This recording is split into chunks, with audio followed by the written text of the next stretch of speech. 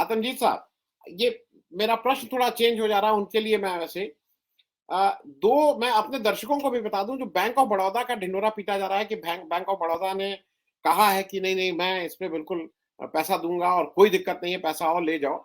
वो पैसा और ले जाओ ऐसे नहीं बोला गया है। वो पैसा और ले जाओ इसलिए बोला गया है कि संजीव चड्ढा जी जो 19 जनवरी 2023 को बैंक ऑफ बड़ौदा से रिटायर हो रहे थे, उनको एक्सटेंशन दिया गया है 30 जून तक। अब जैसे होता नहीं है कि जब फौज कहीं, पुराने जमाने में सुनते थे कि वो फौज आए, अभी जब लूट है तो उसमें उधर भी होगा इधर भी होगा। और एक एक और ये मैं फिगर इसलिए बोल रहा हूं, बैंक ऑफ बड़ौदा में 80,000 कर एम्प्लॉइज हैं, अडानी जी के यहाँ 23,000 एम्प्लॉइज हैं। बैंक ऑफ बड़ौदा को अपने पिताजी का पैसा नहीं देना है, संजीव चड्ढा जी को अपने घर से खेत बेच के पैसा नहीं देना है, उनको हमारा और आपका पैसा जो वहां जमा है वो उनको देना है। और वो उन्होंने एक्सटेंशन 30 जून तक का ले लिया है, और उस जब एक्सटेंशन पीरियड में उनका ये स्टेटमेंट आ रहा है। एक ये है, और दूसरा आपसे ये है कि आज मैं, क्योंकि मेरा कुछ म्यूचुअल फंड में पैसा लगा है, जनरल जो आ रहे थे उसमें आज ये आ रहा है कि डॉलर खरीद लो, का डॉलर करीब 84-85 रुपए अगले 2-3 दिन में होने जा रहा है। मैं दोनों चीजों से, इन दोनों चीजों का असर जो अडानी जी के उससे हुआ है उस पर जरा आपसे पूछो। आतंकजीत सिंह साहब,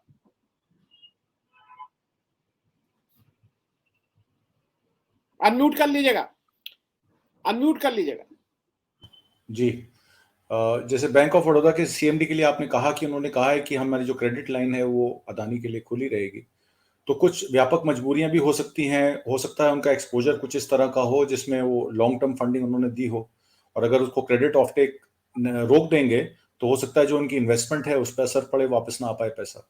तो ऐसे बहुत सारी ऑर्गेनाइजेशंस हैं जो लॉन्ग टर्म व्यू लेके अगर घुसी हैं उसमें, अदानी एंटरप्राइजेस को उन्होंने अगर लॉन्ग टर्म क्रेडिट दिया है, क्योंकि सारे प्रोजेक्ट्स जितने आपने देखे उनके इंफ्रा प्रोजेक्ट्स हैं, चाहे वो पोर्ट्स का ले लीजिए, चाहे एयरपोर्ट्स का ले लीजिए, चाहे बंदरगाह का ले लीजिए, इनके जेस्टेशन पीरियड होते हैं। जेस्टेशन पीरियड बोले तो 10 से 15 साल कम से कम इसमें इन्वेस्टमेंट प्रोसेस है, जिसकी रिटर्न 10 साल से 15 साल के बाद आनी शुरू होती है, रिटर्न्स आनी शुरू होती है। आपने देखा कि कई जगह आपने खबर पड़ी कि अदानी साहब की $130 बिलियन की जो एम्पायर है आज 40,000 करोड़ से करीब गिरी है।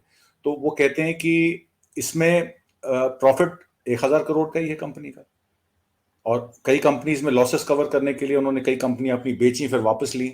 एक जैसे फोर्ब्स की इन्वेस्टिगेशन हुई थी, फोर्ब्स की इन्वेस्टिगेशन में 2012 में बताया गया कि अदानी इंफ्रास्ट्रक्चर और डेवलपर्स एक सब्सिडरी थी अदानी एंटरप्राइज की, उसके शेयर्स जो हैं वो विनोद अदानी ने उसके शेयर्स जो हैं उस कंपनी को दिखाया गया कि वो $80 बिलियन में बेची गई, और $80 बिलियन में बेचने के बाद उसमें उस कंपनी में अदानी एंटरप्राइज में $60 बिलियन का उस साल में रेवेन्यू दिखाया गया। हालांकि प्रॉफिट एंड लॉस में स्टेटमेंट में अगर देखें तो उनके खर्चे इतने हैं कि वो $60 बिलियन का जो रेवेन्यू था वो उनके खर्चों में एडजस्ट हो गया, और 4 साल बाद वही कंपनी दोबारा 2017 में वापस रिसर्फेस होगी Adani enterprise as a subsidiary company. तो जो जॉन हायट हैं जिन्होंने ये आर्टिकल लिखा है फोर्ब्स का, वो ये कहते हैं कि कहीं ना कहीं अंदर से तार जुड़े हुए हैं। विनोद अदानी की 36-37 ऑफशोर कंपनीज हैं, वो ऑफशोर कंपनीज किस तरीके से बैंक गारंटीज लेके अपने इन्वेस्टमेंट फंड्स, जैसे 2 इन्वेस्टमेंट फंड्स कंपनी है मेरे पास, और उसका 99% जो इक्विटी है $4 या $5 बिलियन की, वो अदानी के शेयर्स हैं।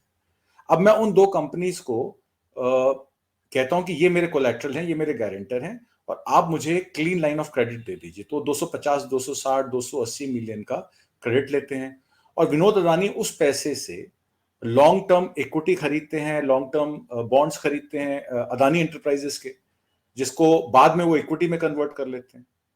तो जिस तरीके से ये पैसे का लेन देन हो रहा था, कहा यह जा रहा है कि अदानी का शेयर जो ₹100 का होना चाहिए वो ₹4,000 तक कैसे पहुंचा। और गलत बात जो वो ये है कि उस ₹4,000 के एवज में जो लोन लिए गए, हमारे एसबीआई और एलआईसी ने जो एक्सपोजर लिया, जो उनके शेयर्स खरीदे, या रिटेल इन्वेस्टर ने भी पैसा लगाया, तो जिस तरीके से 90% कंपनी जो है आज भी अदानी के पास है। कुछ दर्शकों ने यह कहा कि 75% मान लीजिए इक्विटी अदानी एंटरप्राइज की, अदानी कंपनीज की गौतम अदानी पे, और 15% आप कहते हैं शेल कंपनीज की जो है वो विनोद अदानी के पास है।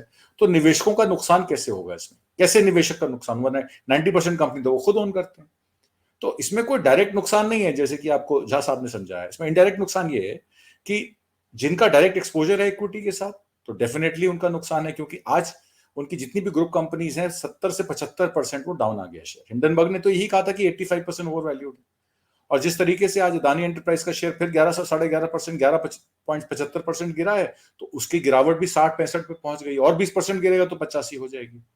तो एज अ निवेशक आपको ये देखना है कि ये गिरती हुई छुरी में आपको, कई लोग होते हैं कहते हैं यार अभी तो 1000 रुपए का शेयर हो गया, उसको खरीद लो। भाई 1000 रुपए का शेयर है, पर उसकी इंट्रिंसिक वैल्यू अगर 100 रुपए है, तो 1000 रुपए का शेयर भी मिट्टी है आपके लिए। वो 4000 का था तब भी मिट्टी है, 1000 का तब भी मिट्टी है। इसमें निवेशकों को डायरेक्ट नुकसान वहां होता है, अगर उन्होंने, आपने शेयर नहीं खरीदा कभी अदानी का, मैंने कभी शेयर नहीं खरीदा, नुकसान वहां होता है जहां आपने और म्यूचुअल फंड इन्वेस्टमेंट्स की होती है। जैसे आपने खुद कहा कि मैंने म्यूचुअल फंड इन्वेस्टमेंट की है, या मैं LIC का पॉलिसी होल्डर हूं, या मैं सेविंग बैंक अकाउंट होल्डर हूं SBI का, तो क्या मेरा FD का पैसा तो नहीं मर जाएगा? क्या मेरा LIC का पैसा तो नहीं मर जाएगा? क्या मेरा म्यूचुअल फंड में जो आज मेरी रिटर्न मुझे 12% 13% मिल रही थी, आज -7% दिखा रही है, तो क्या ये इस ईयर के एंड में ये पॉजिटिव नोट पे एंड होगी, या फिर मेरा पैसा नेगेटिव में जाएगा? तो मेरा इन्वेस्टर्स को या आपको ये कहना है कि आप अपना पैसा सिक्योर रखिए। आप अपना पैसा अगर स्टॉक मार्केट में आज भी, अगर आपका पोर्टफोलियो में मान लीजिए आपने पिछले 3 साल का पोर्टफोलियो है, पिछले 3 साल के पोर्टफोलियो में आपकी 40% रिटर्न या 25% रिटर्न भी है, और उसमें अगर 7% का नुकसान भी हो गया कि पिछले 6-8 दिनों में -7 टू -8%, आम बात है किसी भी म्यूचुअल फंड में नेगेटिव ग्रोथ दिखा रहा है, तब भी आपके पास 12-15% का लेवरेज है। आप मार्केट से निकल जाइए बाहर। आप म्यूचुअल फंड, जितने भी म्यूचुअल फंड है उनसे एग्जिट कर जाइए। इस पैसे को आज की डेट में रेपो रेट बैंक का 6.5% है, 7.2 to 8% सीनियर सिटीजन को 8-8.5%, और नॉन सीनियर सिटीजन को 7-7.25% इंटरेस्ट आराम से नेशनलाइज बैंक हैं, HDFC ICICI दे रहा है। आप उस पैसे को FD में डालें, क्योंकि मेरा अनुमान यह है कि 2024 तक ये मार्केट करेक्शन लेगी, और अगर ये 1304 रुपए पे अदानी एंटरप्राइज का शेयर टूटा, तो ये फिर 1100 रुपए तक जाएगा, ये कुछ ट्रेड पंडित्स का कहना है। तो ये इतनी वॉलेटाइल मार्केट है, इसमें हमारी और आपकी समझ से बाहर है। म्यूचुअल फंड्स भी एट रिस्क हैं। अगर आपके डेट फंड्स हैं या आपके लॉन्ग टर्म फंड्स आपने इन्वेस्ट किए हैं, तो गोल्ड बॉन्ड्स हैं, कंटिन्यू रखिए। शेयर मार्केट में डायरेक्ट इनडायरेक्ट कोई भी म्यूचुअल फंड है उससे आप एग्जिट कर जाइए, बिकॉज मुझे लगता है 12 से 13% करेक्शन अभी और आनी बाकी है। जी सिंह साहब, एक संक्षेप में आपसे समझ लूं, एक और चीज जो मुझे, मैं इसलिए इसको बात कर रहा हूं सेविंग्स का, क्योंकि ये थोड़ी रिलेटेड चीजें हैं सब। आज की तारीख में जब अडानी की बात करेंगे तो बजट की बात करेंगे, मार्केट की बात करेंगे, सब चीजें एक दूसरे से। मैं थोड़ा, एक मेरा प्रश्न और था, जैसा आपने, क्योंकि आपने कहा कि वहां से पैसा निकाल लो, एक मुश्किल क्या हो रही है कि 2008 का जो मेल्टडाउन था, उस समय हम लोग शायद, बहुत से लोगों का ये मानना है कि उस समय इंडिया उस इकोनॉमी को इसलिए झेल ले गया था वर्ल्ड में जब आया था, मंदी आई थी, क्योंकि हमारी जो एक इनहेरेंट सेविंग की हमारे यहाँ टेंडेंसी है कि हम सब लोग सेविंग, हमारे घर में भाई नोटबंदी से पहले हमारे घर में जितनी महिलाएं थी, चाहे बहन हो, चाहे बीवी हो, चाहे माँ, सबके पास पैसे रहते थे कुछ, और जो हमको आपको पता नहीं, वो जीरो हो गया। और अभी जो नया टैक्स स्ट्रक्चर आया है, उसमें वो 2 तरह का बोल रहा है, न्यू टैक्स और ओल्ड टैक्स। मैं जानकारी के लिए बता दूं, न्यू टैक्स में करीब पिछली बार 6 करोड़ से ज्यादा लोगों ने टैक्स रिटर्न भरे थे पिछले साल, केवल 5 लाख लोगों ने न्यू टैक्स में फॉर्म भरे हैं। इसका मतलब न्यू टैक्स जो है वो ऐसे ही है, वो एक कागज पे कुछ करने के लिए है। मैं थोड़ा इस पे समझना चाह रहा हूँ कि अगर ये सेविंग एविंग नहीं रहेगी, तो ये भी तो एक part and parcel of economy है, जो नोटबंदी के बहुत बुरी तरह, इसको आप एड्रेस कर रहे हैं। आनंद वर्धन जी, इसमें 2 पार्ट्स हैं। एक जो सतीश झा साहब ने बात की, उसका एक विषय मैं उसको थोड़ा एक्सटेंड भी करूंगा, एक इन्फॉर्मेशन और दूंगा, और उसके बाद मैं आपकी बात पे आता हूं, जो आपने सेविंग्स की बात की या एक आम नागरिक पे क्या असर पड़ रहा है। मैं आपको ये बता दूं कि insolvency and bankruptcy board of India का एक डेटा आया है, आज ही आया है। उसमें यह कहा गया कि 1000 करोड़ से ऊपर के जितने भी केस थे इंसॉल्वेंसी में, उसमें रिजॉल्व केसेस हैं 102, जिसमें एडमिटेड क्लेम थे 7.5 लाख करोड़ के। अंडरलाइनिंग एसेट सिर्फ जो उनकी वैल्यूएशन, एक्चुअल वैल्यूएशन आई 1,30,000 करोड़ की।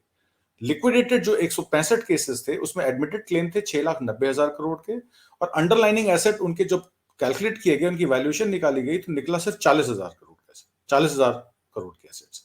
मतलब कि 267 केसेस में एडमिटेड क्लेम 14.5 लाख करोड़ का है, अंडरलाइनिंग एसेट 1.7 लाख करोड़ के हैं। कहने का मतलब यह है कि asset value to actual claim is only 12%। जो एक्चुअल एसेट वैल्यू है वो सिर्फ 12% है, 88% हवाबाजी है।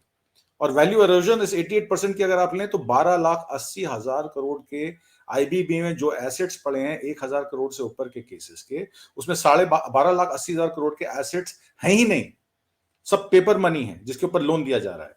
अब इसी को मैं कोरिलेट करता हूं आपकी बात से, जो आपने कहा कि इस पे हमारे पे क्या असर पड़ेगा। अब आप देखिए, हमारे जितनी भी बैंकिंग और फाइनेंशियल इंस्टीट्यूशंस हैं उनका स्प्रेड होता है 1 से 1.25%, 1.5%, 6.5% रेपो रेट है, 7% आपको एफडी का रेट मिल रहा है।